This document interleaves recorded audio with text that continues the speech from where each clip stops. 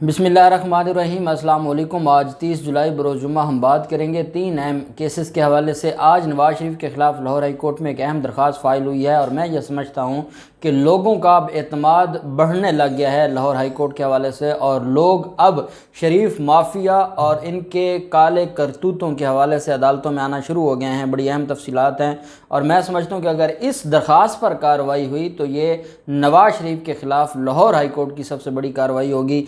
साथ हम बात करेंगे जो नूर मुकदम कत्ल केस में जो शरीक मुलजमान हैं ज़ाहिर जाफ़र की जो वालदैन हैं, उनकी दरख्वास्त ज़मानत पर आज समाअत हुई है, वो भी मैं आपके साथ शेयर करूँगा। और पहले मैं आपको बताता चलूँ, सिंध हाई कोर्ट में एक दरख्वास्त फ़ाइल की गई थी। सिंध हुकूमत ने ये इक़दाम उठाया है कि जो लोग वैक्सीन नहीं लगवा रहे कोविड की और कोरोना वायरस की जो वैक्सीन नहीं लगाएंगे, उनके जो मोबाइल सिमें हैं वो बंद कर दी जाएंगी। और उसके बाद आपने देखा कि वहाँ लंबी लंबी लाइनें लग गईं और लोग वैक्सीन लगवाना शुरू कर दिया।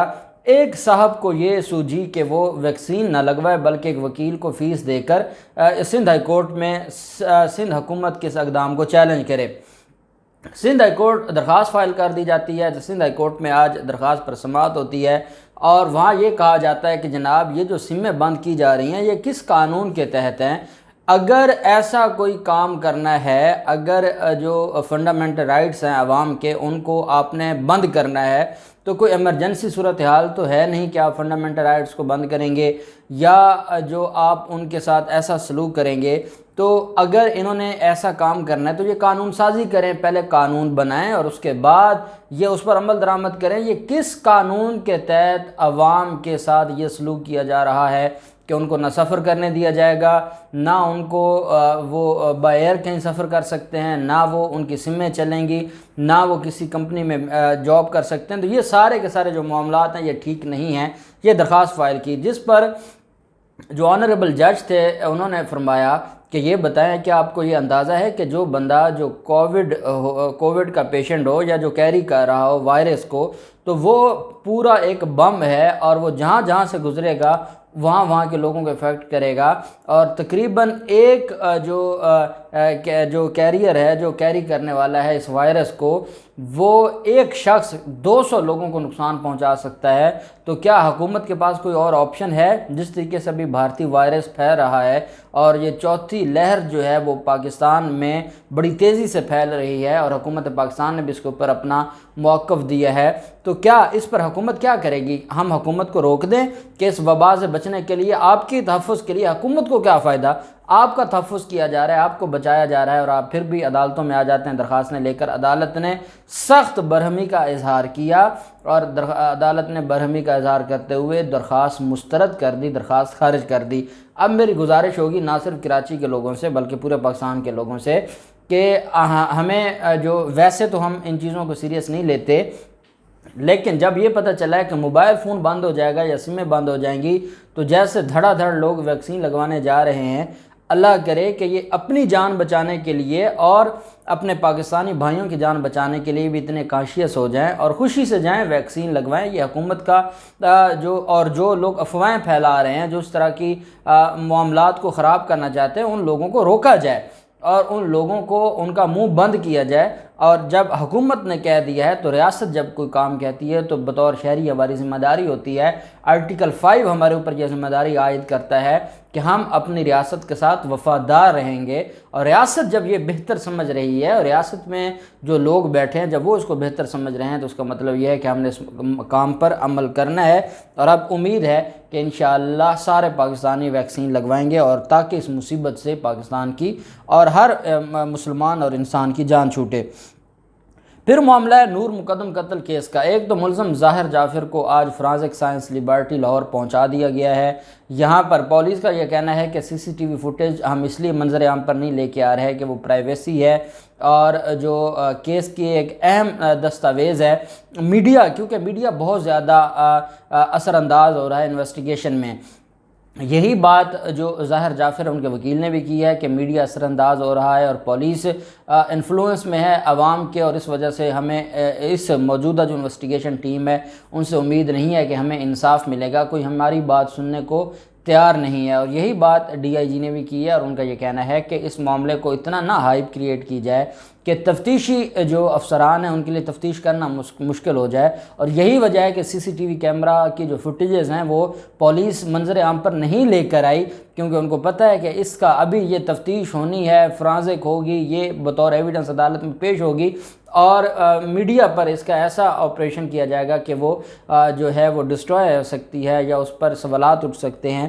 تو آج اس فرانزک سائنس لیبارٹری میں ملزم ظاہر جعفر کو لایا گیا ہے، وہاں پر فرانزک کروایا جائے گا کہ کیا اس میں کوئی ایڈٹ تو نہیں کیا گیا، یہ اوریجنل ہے، کیا اس میں جو شخص نظر آ رہا ہے وہ یہی درندہ ہے یا کوئی اور ہے۔ تو یہ ساری چیزیں دیکھنے کے لیے آج ظاہر جعفر کو لے کے آئے ہیں وہ لاہور میں۔ دوسری طرف جو سابق سفیر کی بیٹی کے قتل میں ملوث باقی ملزمان ہیں، جس میں ذاکر جعفر اور عصمت آدم جی، یہ دو لوگ ایسے ہیں کہ جنہوں نے درخواست فائل کی ہے ضمانت کی، یہ والدین ہیں ظاہر جعفر کے، اور ان کے بارے میں پولیس نے یہ بتایا ہے کہ ملزم کو بچانے کے لیے انہوں نے بھی پوری کوشش کی، انہوں نے بھی ڈرامہ رچایا، یہ اس معاملے کو جانتے تھے، معاملے کو جانتے ہوئے انہوں نے پولیس کو انفارم نہیں کیا، یہ مختلف دوستوں کو کہتے رہے کہ جا کر اس کو بچائیں، کبھی کہتے تھے کہ وہ پاگل ہو گیا ہے، کبھی وہ نفسیاتی مریض بتاتے تھے، کبھی کچھ کہتے تھے، کبھی حملے کی بات کرتے تھے، کبھی یہ کہہ رہے تھے کہ ڈاکہ کوئی پڑا ہے۔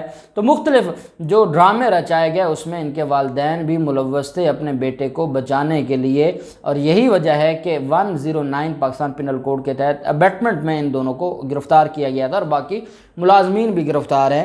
اس میں آج ڈسٹرکٹ اینڈ سیشن جج اسلام آباد کی عدالت میں ذاکر جعفر اور عصمت آدم جی کی درخواستوں ضمانت فائل کی گئی ہے۔ جج نے استفسار کیا ہے آج سماعت میں کہ اس کیس کا تفتیشی افسر کون ہے۔ سرکاری وکیل نے بتایا کہ تفتیشی افسر لاہور گئے ہوئے ہیں، ملزم جو مرکزی ملزم ہے ظاہر جعفر اس کو لے کر، اور وہ فرانزک لیبارٹری گئے فرانزک کروانے کے لیے۔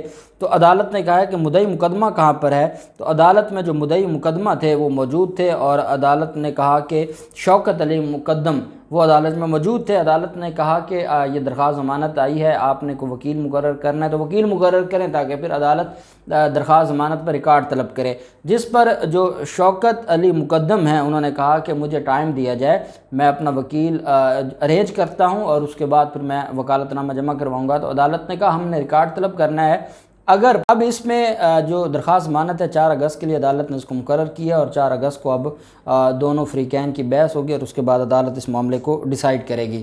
پھر معاملہ آ جاتا ہے نواز شریف کا۔ نواز شریف کے حوالے سے لاہور ہائی کورٹ میں ایک درخواست فائل کی ہے، اور درخواست دائر کرنے والے شہری ہیں رضا، انہوں نے اپنے وکیل کے توسط سے درخواست فائل کی ہے، اور اس میں پنجاب حکومت کو بھی پارٹی بنایا گیا ہے، چیف سیکرٹری پنجاب کو بھی اور سیکرٹری لوکل گورنمنٹ کو بھی پارٹی بنایا گیا ہے۔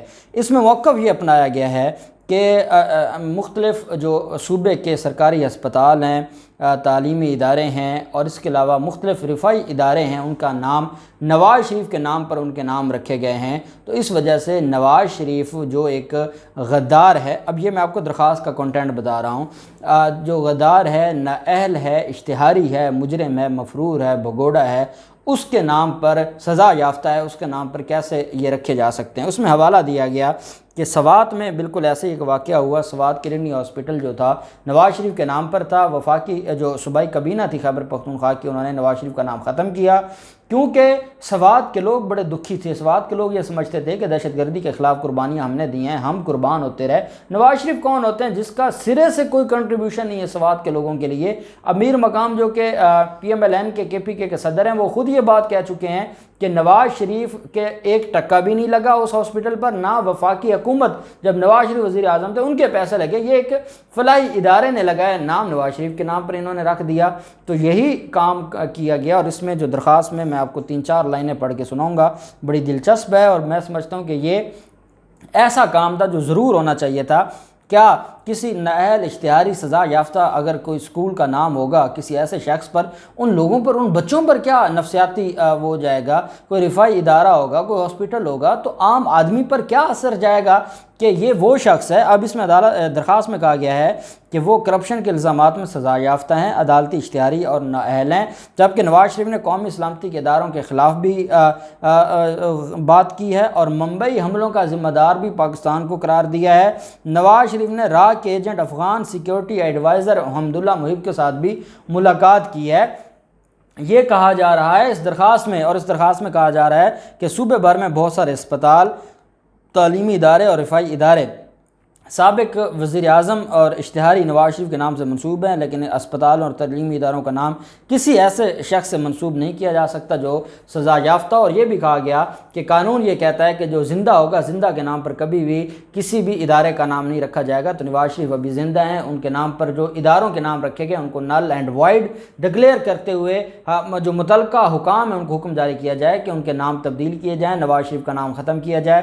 میں یہ سمجھتا ہوں کہ یہ ایک ایسی درخواست ہے، یہ ان کے لیے بڑی ذلت امیز یہ درخواست ہے، اور یہ درخواست لاہور ہائی کورٹ میں اب اس کے اوپر سماعت ہونے جا رہی ہے کل. اور لاہور ہائی کورٹ میں اگر نوٹس ہو جاتے ہیں تو آپ اندازہ لگا سکتے ہیں شریف خاندان کے اوپر کیا بیتے گی. یہ تو ابھی تک وہ زخم نہیں ان کا بھرا جو سواد سے ان کا نام، ان کی نام کا جو تھا وہ اٹھا کر جو ہے وہ نیا نام لگایا گیا. تو میں یہ سمجھتا ہوں کہ یہ ایک بڑی اہم کارروائی ہے. اب دیکھتے ہیں کہ لاہور ہائی کورٹ جہاں موسم بدلا ہے کیا کارروائی ہوتی ہے. جو بھی ڈیٹیلز ہوں گی ہم آپ کے ساتھ شیئر کرتے رہیں گے. اللہ پاک پاکستان کا حامی و ناصر ہو. بہت شکریہ. اللہ حافظ. پاکستان زندہ باد.